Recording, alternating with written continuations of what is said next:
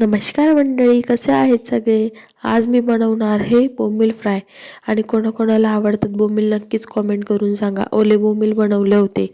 मी त्याची recipe share करते. मी बोंबील वगैरे तिथूनच कट करून आणले होते, तरी पण त्यांनी त्यांचे पंख राहू दिले होते म्हणून मी ते आधी साफ करून घेतले.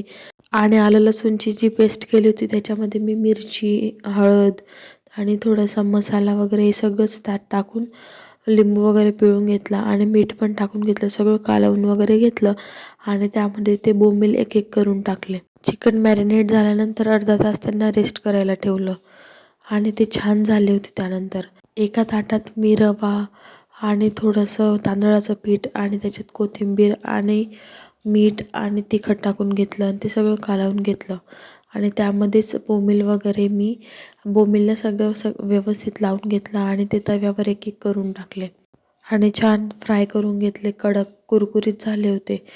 कशी वाटली रेसिपी नक्की कॉमेंट करून सांगा. बाय.